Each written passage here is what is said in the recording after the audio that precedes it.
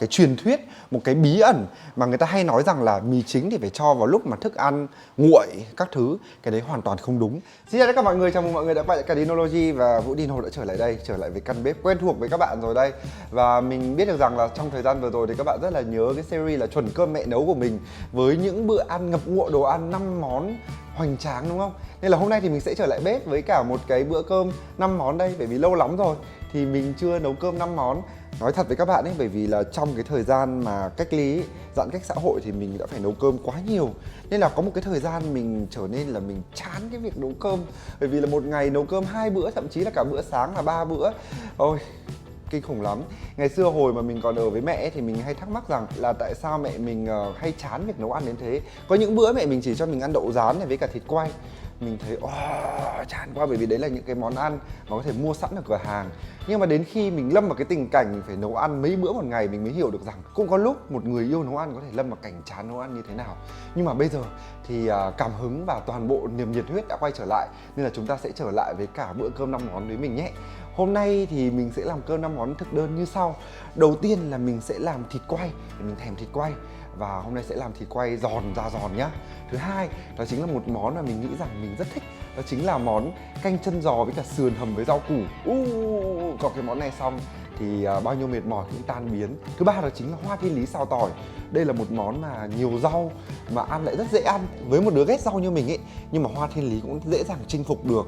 Và cuối cùng, bởi vì hôm nay chúng ta có quá nhiều thịt ở canh và ở thịt quay rồi, nên là mình sẽ làm thêm một món nữa về rau. Đó chính là rau luộc chấm kho quẹt. Đây là một món ăn miền Nam, có lẽ là món ăn miền Nam mà mình thấy tự hào nhất, vì mình làm rất là ngon. Kho quẹt và kho quẹt. Ok, bây giờ bắt tay vào nấu thôi. Thì chúng ta sẽ bắt đầu làm thịt quay. Bởi vì là trước thì mình đã từng làm thịt quay ở trên Dinology rồi, công thức đấy cũng ok, nhưng mà hôm nay thì mình tìm một công thức mới và mình nghĩ rằng là mình sẽ muốn thử cho các bạn xem công thức mới đấy như nào. Thì ở đây thì mình sẽ có một cái miếng thịt ba dọi khá là lớn, khoảng hơn nửa cân đấy. Chỗ này mình không nhớ mình mua bao nhiêu, chắc khoảng 7 lạng gì đó. Ok, và bây giờ thì mang qua đây. Chúng ta sẽ bỏ vào một nồi nước và nhớ là đun cái nồi nước đấy lên nhé. Ok, nhưng mà các bạn đừng đun sôi nước, các bạn đun nước lên đến khoảng 60 độ, 70 độ gì đó và cho vào đây khoảng một nửa bát giấm cộng với cả một thìa muối. Việc làm này sẽ giúp cho thịt nó trở nên săn chắc hơn. Khi mà các bạn đã đun đến tầm 6-70 độ rồi thì các bạn sẽ để ngâm miếng thịt này trong vòng khoảng 10 đến 15 phút, cứ ngâm trong nước ấm như vậy. Sau khi ngâm xong thì chúng ta sẽ mang thịt đi rửa. Thì cái việc này là vừa làm cho miếng thịt sạch hơn, cũng như thịt nó chắc hơn. Sau đó thì chúng ta mang đi quay sẽ hiệu quả hơn. Và dĩ nhiên là trước khi quay thì phải ướp nữa. Nhưng mà bây giờ thì chờ cùng mình nhé. Sau khi mà mình đã ngâm miếng thịt ở trong nước ấm được 10 phút thì nhìn nó sẽ như này. Đấy, ngâm với cả giấm với muối nha các bạn. Miếng thịt đã trở nên chắc hơn rồi. Và ra đây mình sẽ thấm thật là khô miếng thịt. Và các bạn nhớ dùng giấy. Mình sử dụng giấy bếp này. Giấy bếp rất là tiện trong cái việc các bạn có thể thấm được khô đồ ăn. Và khi mà đồ ăn khô ấy thì các bạn dễ xử lý hơn rất là nhiều, chiên rán nó không bị bắn mỡ. Nhất là khi mà các bạn chiên cá. Thực ra nhiều bạn cứ thắc mắc là chiên cá, chiên đậu tại sao nó lại bắn mỡ như thế. Thực ra chỉ vì một vấn đề thôi, đó chính là bởi vì mình chưa làm cho cái phần thực phẩm nó thật là khô. Và có một cái khăn sạch hoặc là một miếng giấy như này thì thấm thật là tuyệt vời. Ok, có vẻ khô rồi đấy, bây giờ mang đi ướp thôi. Miếng thịt đã sẵn sàng. Và để ướp miếng thịt cho nó hiệu quả hơn ấy, thì mình sẽ khía miếng thịt như này các bạn. Khía cái mặt dưới miếng da nhé các bạn. Đừng có khía mặt trên là hỏng luôn đó. Các bạn sẽ khía vào để cho cái gia vị nó có thể ngấm sâu vào trong miếng thịt hơn. Đấy, bên trong thịt vẫn còn sống. Và bây giờ mình sẽ bỏ miếng thịt vào đây ướp. Gia vị ướp miếng thịt của chúng ta hôm nay gồm rất nhiều thứ, nhưng mà mình sẽ cho toàn bộ vào trong máy xay để cho nó dễ. Mình sẽ cho vào đây 3 tép tỏi, một củ hành tím lớn, cộng với cả ớt bột. Ớt bột đây khoảng hơn 1 thìa canh, 1 thìa rưỡi thìa canh, một gói ngũ vị hương. Tất cả những cái này đều rất là mịn rồi, nhưng mà mình vẫn cho vào đây, xay vào để cho nó có thể nhuyễn vào với nhau hơn. 1 thìa cà phê đường, 1 thìa cà phê muối. Mình sẽ cho vào đây 1 thìa mì chính luôn. Rất là nhiều bạn thắc mắc với mình rằng là mì chính, nếu mà sử dụng mì chính ấy để nấu ăn ấy, nhất là cho vào nướng ấy, thì nó sẽ sinh ra chất độc. Nên là hôm nay nhân dịp mình sẽ nấu rất là nhiều món có mì chính hay còn gọi là bột ngọt, thì mình sẽ giải thích cho các bạn thêm một chút kiến thức về mì chính và bột ngọt nha. Mì chính hay còn gọi bột ngọt nó là cái gì vậy? Nó là cái gì mà tại sao rất là nhiều người thích nhưng mà cũng rất là nhiều người sợ? Thực ra thì nó rất là đơn giản, nó cũng chỉ là một chất có trong tự nhiên, có rất là nhiều trong tự nhiên, ở trong thịt, ở trong cơ thể con người, rất là nhiều. Cái truyền thuyết, một cái bí ẩn mà người ta hay nói rằng là mì chính thì phải cho vào lúc mà thức ăn nguội các thứ, cái đấy hoàn toàn không đúng và rất là bền với nhiệt. Nhiệt độ nóng chảy của mì chính hay còn gọi bột ngọt nó cao hơn 200 độ, tận 220 mấy độ C ấy, mình không nhớ chính xác lắm. Nhưng mà với nhiệt độ cao như vậy thì các bạn biết rằng là đồ ăn của chúng ta, thậm chí mình đem nướng thịt, mình cũng chỉ để lò ở nhiệt độ 200 độ thôi. Nên là các bạn hoàn toàn yên tâm là mì chính rất là bền với nhiệt. Và cái truyền thuyết là mì chính cho vào đồ ăn nóng bị biến thành chất độc là không tồn tại nha các bạn. Hãy tin vào khoa học chính thống, đừng tin vào báo mạng hay là những kiến thức truyền miệng. Bởi vì những cái đấy không có cơ sở khoa học. Mình là một người chỉ tin vào khoa học thôi. Và vì sao thì mình lại sử dụng mì chính trong rất là nhiều món ăn của mình? Nó có gì đặc biệt? Bởi vì các bạn biết rằng ấy là những vị cơ bản của chúng ta ăn thì có chua, cay, mặn, ngọt, đắng. Đấy là những cái vị cơ bản. Vào năm 1908 ấy, thì giáo sư Ikeda ở Nhật thì đã phát hiện ra một cái vị mới. Cái vị này là hoàn toàn không giống những cái vị khác. Thì giáo sư đặt tên cái vị đó là umami. Nếu mà dịch ra tiếng Việt mình nghĩ gần nhất ấy, nó chính là cái vị ngọt xương hay là ngọt thịt. Và đó là lý do tại sao mà trong rất nhiều món Việt Nam thì mọi người đều phải ninh xương hầm rất là lâu, rất là lâu để cái protein ở trong thịt nó có thể giã ra và nó thành những cái axit amin. Những cái axit amin đấy thì một phần ở trong đấy thì nó chính là muối natri của một axit amin là axit amin glutamic và nó thành natri glutamate. Ok, giải thích dài dòng thì nó là như vậy, nhưng mà đại khái các bạn biết rằng đó là một cái vị cực kỳ quan trọng trong những cái món ăn châu Á và không thể thiếu được, đúng không? Và bây giờ thì mình sẽ xay toàn bộ chỗ này lên. Đấy, các bạn thấy xay. Sau khi xay thì toàn bộ nguyên liệu nó sẽ trộn lẫn vào với nhau như này. Thì sau khi mà các bạn đã trộn lẫn nguyên liệu với nhau này thì các bạn ướp nó sẽ rất là dễ dàng. Thơm quá. Và các bạn sẽ ướp vào từng thớ thịt nhé. Tay mình rửa rồi, mình sẽ sử dụng tay để massage thịt trực tiếp. Tất cả những cái món thịt khi mà các bạn ướp thì các bạn lưu ý rằng sử dụng tay massage lúc nào cũng mang lại hiệu quả cao nhất. Và thường thì mình sẽ ướp cái thịt này trong vòng khoảng 1 đến 2 tiếng tùy từng điều kiện. Nhưng mà nếu mà các bạn có thời gian ướp lâu hơn thì sẽ còn ngon hơn nữa. Ok, và mình sẽ để ở đây. Và bây giờ mình sẽ chuyển sang món ăn tiếp theo, mất rất nhiều thời gian của mình. Hôm nay thì mình sẽ làm một món, đó chính là món canh hầm rau củ của bé mình rất thích. Ở đây thì mình có sườn này, có chân giò này. Thì thường thì mình làm sườn hoặc chân giò, nhưng mà hôm nay có khách làm cả hai luôn cho nó máu. Thì tất cả những cái này thì mình sẽ luộc trước, luộc để ra cho nó ra cái bọt ấy, sau đó mình sẽ rửa sạch xương. Đó thì mình sẽ ninh cho mềm. Sau đó thì mình sẽ cho những cái loại rau củ mình thích vào đây. Ở đây thì mình có cà rốt này, su hào mình đã cắt và rửa sạch sẵn, cũng như là khoai tây thì mình đang ngâm nước muối để cho nó khỏi bị thâm. Ok, đợi nước sôi rồi rửa sườn rồi ninh nhá. Sườn và chân giò đã được rửa sạch, bây giờ bắt đầu ninh. Trời đất ơi, các bạn thấy cái cảnh mình ninh xương quá quen rồi đúng không? Hầu như là video nào mình cũng ninh xương. Nhưng mà hôm nay thì mình sử dụng khoảng một cái chân giò cộng với cả nửa cân sườn. Thì mình sẽ cho vào đây khoảng 2 thìa bột canh, tạo bộ độ mặn. Thói quen sử dụng bột canh thì là do mình là người ở Bắc thì mọi người hay sử dụng bột canh, trong Nam thì mọi người hay sử dụng hạt nêm. Và có một điểm lưu ý với các bạn ấy là mình vẫn sẽ cho thêm mì chính. Và có một sự thật rằng là dù trong bột canh hay hạt nêm hay nước tương ở đâu thì cũng sẽ có mono natri glutamate, có nghĩa là mì chính. Nhưng mà vì muốn canh nó đậm đà hơn thì mình sẽ cho thêm vào đây 2 thìa mì chính. Đó, và mình vẫn sử dụng mì chính thôi. Và mình biết rằng là rất nhiều bạn, rất nhiều người không sử dụng mì chính bởi vì những tin đồn, đúng không? Chúng ta có tin đồn về gọi là Chinese Restaurant Syndrome, có nghĩa là hội chứng nhà hàng Trung Hoa. Cái hội chứng nhà hàng Trung Hoa này mình đã nghiên cứu rất kỹ. Nó xuất phát vào năm 1960 khi một bác sĩ người Mỹ đi ăn ở một nhà hàng Trung Quốc ở Mỹ, và ông về thì ông miêu tả ông bị tê tay này, xong rồi rợn gáy các thứ, và rất nhiều người bị cái hiện tượng đấy.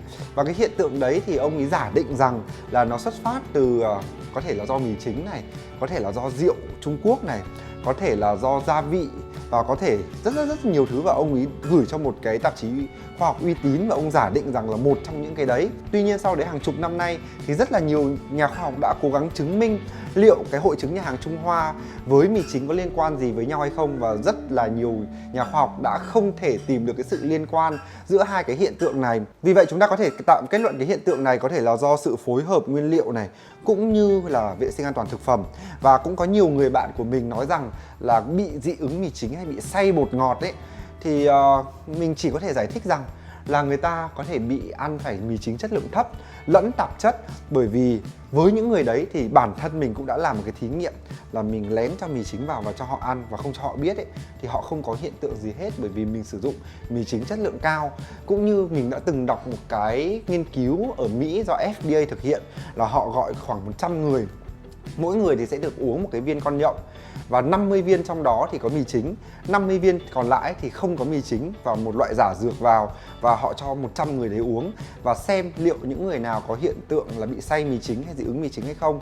Thì cái hiện tượng đó có xuất hiện nhưng mà nó xuất hiện random, có nghĩa là kể cả người uống hay người không uống đều bị, và kể cả người uống hay người không uống cũng có những người không bị. Và cái đó tạm thời FDA kết luận là do là hiện tượng ám thị, có nghĩa rằng có nhiều người đã nghĩ nhiều đến cái đấy quá và người ta bị cái cảm giác như vậy. Và có một cái tin đồn nữa cũng khiến cho mọi người sợ mì chính, đó chính là có một cái giáo sư, người ta đã pha mì chính ra, sau đó tiêm vào cơ thể một con chuột, và con chuột đấy bị tổn thương não, và người ta sợ rằng là mì chính sẽ gây tổn thương não. Nhưng mà thực ra các bạn biết vì sao không? Với cái lượng mì chính mà ông ấy đã tiêm vào cơ thể con chuột ấy, thì nó sẽ tương đương là 240g mì chính tiêm vào cơ thể một người nặng 60 cân. Nó là rất nhiều, 240g mì chính chắc nó phải nhiều hơn như này này. Và lại tiêm vào máu nữa. Thì các bạn biết rằng là khi mà chúng ta ở trong máu ấy, nó bị quá nhiều ion natri, có nghĩa là nó giống y hệt cái việc mà chúng ta ăn quá nhiều muối biển, muối ăn ấy, thì nó sẽ ảnh hưởng đến não, dĩ nhiên. Và không ai đi tiêm muối ăn đậm đặc như thế vào trong máu cả, và cũng không ai tiêm mì chính vào trong máu cả. Tất cả những cái thứ đấy sẽ phải đi qua dạ dày, và cơ thể chúng ta sẽ chuyển hóa, rồi thận, rồi gan. Cơ thể chúng ta là cái bức tường phòng vệ tốt nhất. Và mì chính ăn nhiều hại tương đương với việc như chúng ta ăn nhiều muối. Và mì chính và muối đều là muối của natri cả, nên các bạn không cần phải quá lo lắng, nó không có độc hại hơn gì hết cả. Và đó là những cái tin đồn mà mình đã giải thích cho các bạn, và hy vọng rằng chúng ta sẽ có một cái nhìn đúng đắn hơn về mì chính, cũng như là cái kiến thức, góc nhìn nó khoa học hơn. Và cuối cùng là tất cả những tổ chức y tế thế giới cũng như là tổ chức y tế của Việt Nam đã kết luận rằng là mì chính hoàn toàn an toàn với sức khỏe của con người. Các bạn cũng nên tin các tổ chức một chút chứ, đúng không? Ok, đừng sợ mì chính nữa nhé. Bây giờ thì mình sẽ đậy nắp lại và ninh ở trong nồi áp suất, để mì chính cũng như là tất cả những cái chất ngọt, axit amin khác ở trong thịt và trong xương nó sẽ tiết ra, và chúng ta sẽ có một nồi canh cực kỳ ngọt. Và mình nhớ ngày xưa hồi mà mình bé, mỗi lần mà mình ốm ấy, mẹ mình toàn nấu cái canh này, xong rồi mình còn lười nhai cơ, sau đó mẹ mình còn nghiền toàn bộ khoai tây và cà rốt thành một cái thứ súp sệt đặc, thế là mình ăn luôn, ngon cực. Ok, đợi một lúc rồi chúng ta sẽ quay trở lại với bếp. Và sau khi thời gian ướp thịt đã đủ thì bây giờ mình sẽ tiến hành đến công đoạn ướp. Thường thì mình làm thịt quay thì mình sẽ làm bằng kim loại như này để bọc xung quanh miếng thịt. Sau đó thì mình sẽ để một cái lớp muối ở bên trên. Muối này để trên bì nha các bạn, nó sẽ không làm mặn đâu. Thì các bạn sẽ rải một lớp muối dày khoảng nửa phân lên trên. Mình phải bọc này để rất là sợ cái muối nó sẽ bị rơi xuống và nó sẽ làm mặn miếng thịt. Đó, ui dồi ôi, chả mấy khi làm mấy việc khéo léo này. Mình thấy tương đối là kín rồi đấy. Bây giờ thì mình sẽ cho vào trong lò. Và các bạn nhớ làm nóng lò trước khoảng ở 200 độ nha, 200 độ. Và chúng ta sẽ để lửa cả trên cả dưới. Và sau đó thì mình sẽ cho vào trong lò và để khoảng 35 đến 40 phút. Ta-da! Chờ thôi. Và nhân tiện lúc này thì mình sẽ tắt lửa của cái nồi xương hầm đi, và mình sẽ để cho hơi nó từ từ giảm xuống. Và đó là cái lợi ích mà khi các bạn sử dụng nồi áp suất, các bạn chỉ cần đun nó nóng lên và các bạn để nó nguội dần đi, cái áp suất và nhiệt độ nó vẫn được đảm bảo, và các bạn sẽ tiết kiệm được rất là nhiều năng lượng để các bạn có thể nấu canh hầm tuyệt vời, đúng không?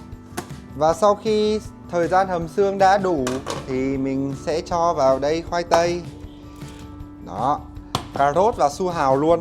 Và đặc biệt ý, khi mà các bạn cho su hào vào nước hầm ấy nó ngọt cực. Và cuối cùng là mình cũng sẽ phải nêm cho nó đúng khẩu vị của món canh Việt Nam, đó là phải có nước mắm. Đó. Khi mà cho nước mắm vào ấy thì bản thân ở trong nước mắm thì cũng có rất là nhiều những cái chất nó giống như là mì chính. Và dành cho các bạn hỏi câu hỏi là liệu chỉ có mình Việt Nam với Trung Quốc sử dụng mì chính thôi ư? Không phải đâu, mà ở rất là nhiều nước phát triển họ cũng sử dụng mì chính, bởi vì là mì chính nó xuất hiện trong rất là nhiều cái gia vị nêm khác. Còn bây giờ thì mình sẽ ninh, và rau củ thì mình sẽ không ninh lâu như là thịt, vì thế mình sẽ ninh khoảng 10 phút với nồi áp suất là đủ rồi. thì rau thì lúc đấy thì củ nó sẽ mềm ra. Còn tuyệt đỉnh. Cùng làm kho quẹt nhá, bởi vì hôm nay có món kho quẹt chấm rau. Đây là một trong những món mà mình đảm bảo mình sẽ ăn rất là nhiều rau. Kho quẹt thì các bạn sẽ sử dụng thịt ba dọi. Cái phần nào mà nhiều mỡ thì tốt. Và các bạn sẽ đặt lên chảo thôi. Thịt thái nhỏ ra và cứ đặt lên chảo đến khi nào nó chảy hết mỡ ra là được. Và mất khá là nhiều thời gian đấy. Thì nhớ là canh không nó sẽ bị cháy. Nhớ là các bạn đảo đều nhé. Bởi vì là mỡ để nó chảy ra thì khá là lâu. Đấy, cứ đảo đều và kiên nhẫn với món này. Bởi vì chúng ta sẽ phải dùng mỡ nó rán nó. Trong lúc chờ thịt giờ chảy ra hết mỡ thì mình sẽ xuống đây. Bởi vì là miếng thịt quay của mình đã được 30 phút rồi. Và đã đến lúc mình sẽ lấy nó ra khỏi lò. Đến lúc này là mình sẽ phải loại bỏ lớp muối ở trên. Và lớp muối này sẽ giúp nó hấp thụ bớt cái ẩm ở trên miếng bì đi. Và sau đó thì cái bì nó sẽ dễ nổ hơn.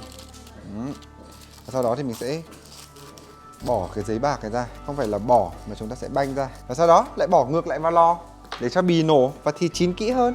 Chúng ta sẽ nướng ở nhiệt độ 220 độ trong vòng 35 đến 40 phút tiếp. Mình vẫn để muối ở đấy vì mình lười dọn. Thì đã dọn luôn một thể. Tăng lên 220 này. Và set đồng hồ trong vòng 35 đến 40 phút nữa. Và hẹn gặp lại miếng thịt nhé. Bây giờ mình sẽ bỏ toàn bộ phần tóp mỡ này ra ngoài. Và để lại cái phần mỡ thôi. Đấy không phải tóp mỡ đâu, đây là thịt đấy. Đấy, khi mà các bạn làm kho quẹt thì các bạn sẽ để nó khô đến mức này. Tùy theo khẩu vị của từng người nữa. Có những người thích ăn nó mềm hơn, còn mình thì rất thích nó như này. Lúc nào, khi nào nó giòn này chấm rất phê. Và chúng ta sẽ giữ lại dầu ở đây. Và để lửa nóng lên nhé. Cho tôm khô này mình đã ngâm nước rồi. Tiếp đến là sẽ cho 3 tép tỏi và 1 củ hành lớn vào. Xay.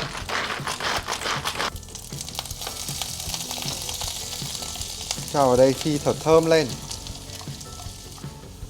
Các bạn phi một lúc. Cho hành tỏi thật là vàng lên nhé. Thơm quá các bạn ơi. Ui. Đây là món tuyệt đỉnh. Thế là bao nhiêu rau cũng hết. Đảm bảo là các bạn làm cho các em bé ở nhà, những đứa ghét ăn rau như mình ấy, thế nào cũng thích. Cho đây khoảng 2 thìa nước mắm nha các bạn. Nó sẽ hơi mặn tí để còn chấm rau. Và mặn thì sẽ phải cân bằng với vị ngọt. Mình sẽ cho đây khoảng 3 thìa đường. Đánh đều lên cho đường tan hết cùng với nước mắm. Vậy nó sẽ quẹo lại như này. Thì các bạn sẽ cho ngược phần tóp mỡ lại.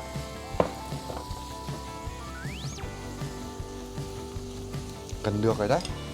Đến lúc này thì sẽ cho tiêu. Tùy xem các bạn ăn nhiều tiêu hay ít tiêu. Và dành cho những người thích ăn cay thì sẽ cho vào đây khoảng 2 quả ớt nữa. Ớt hay hành tỏi gì vào đây cũng nhuyễn hết. Wow, và ớt vào là hấp dẫn liền. Và cuối cùng các bạn sẽ tắt bếp đi nhé. Nhớ là phải tắt bếp đi. Và cho hành lá vào. Đảo lên. Đấy. Vậy là xong món kho quẹt. Kho quẹt của mình hôm nay hơi đặc. Có lẽ là cho một chút nước vào. Như vậy là vừa rồi. Chờ đến khi nào mọi người ăn thì mình sẽ làm ấm lại một tí. Và chấm rau thì tuyệt đỉnh luôn.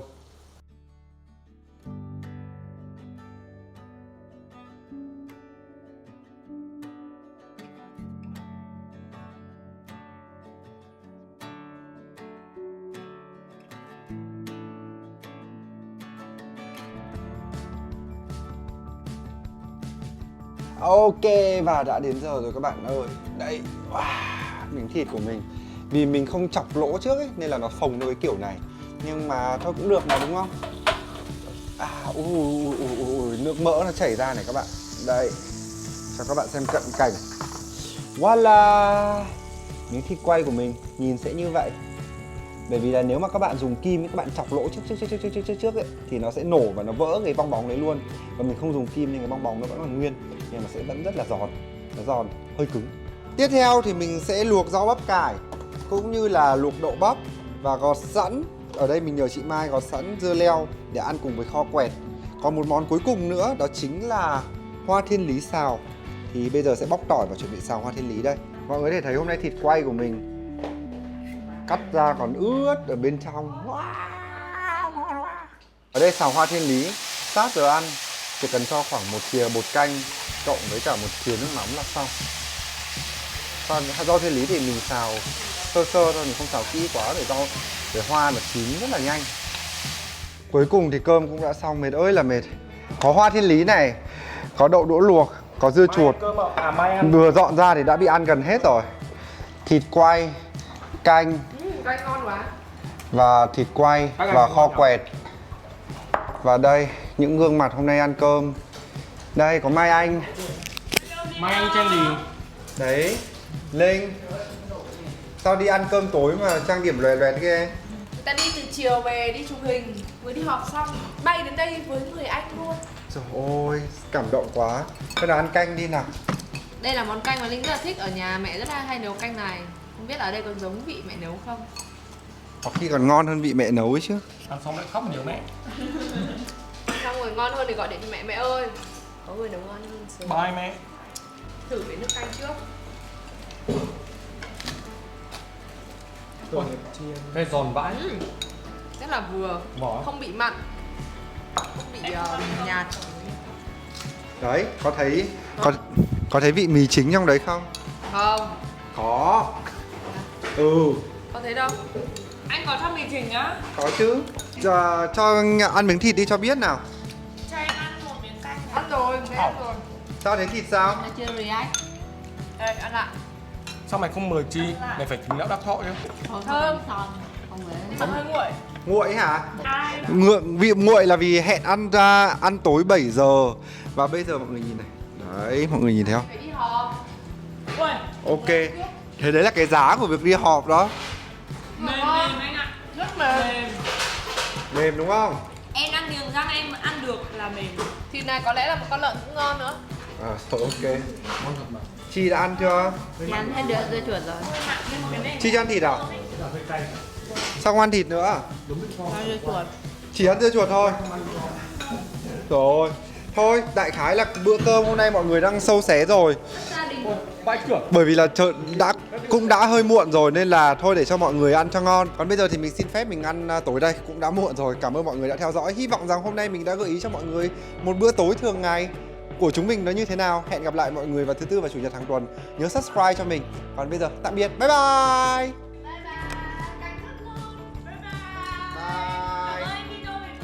Bye đi Chi. Ok bye.